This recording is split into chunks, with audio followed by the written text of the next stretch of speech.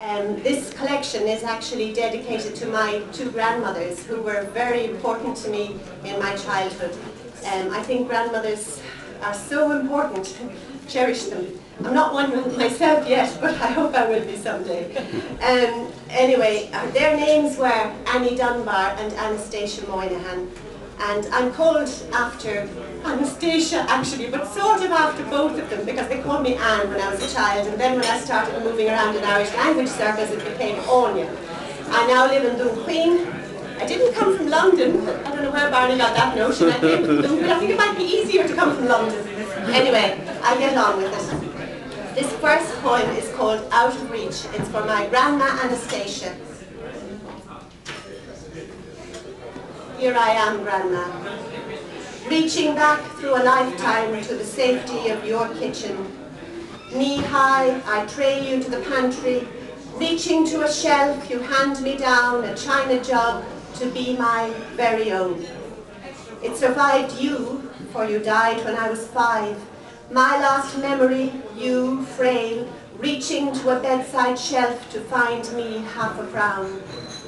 In my mother's pantry then, your jug gleamed through a glass door. I never knew who reached in, from whose hand it fell on the terrazzo floor. Time now to probe every crevice, gather pieces. And thank you very much. Now don't worry about clapping between poems at all. You'll only have a relax in it, and I'll just run on with it. And I'll read the second grandmother poem because I wouldn't like Grandma Annie to feel out of things. So this one is from her, for her. I had her for longer. She lived till I was about 15. And we had wonderful times at the seaside together when I was a child. This is called From an Album. A black and white snapshot falls from an album. There you are, tinted by memory.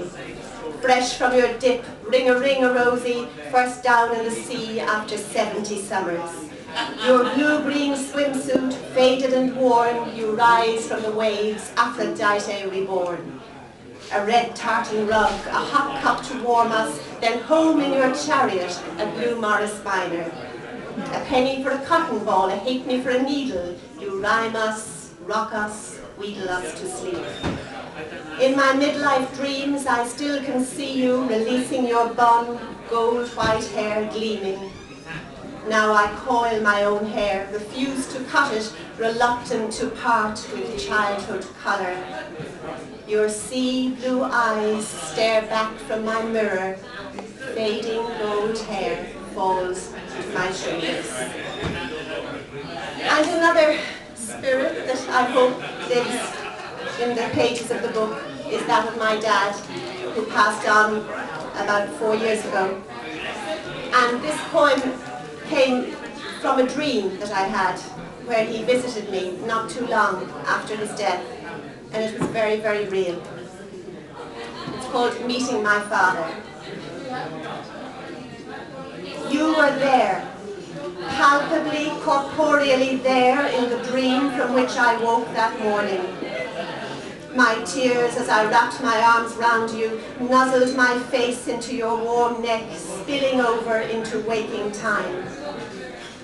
I expected then to see you in my room, suitcase still in hand, containing the trousers, polo shirts and jumpers so carefully ironed and folded by my sister.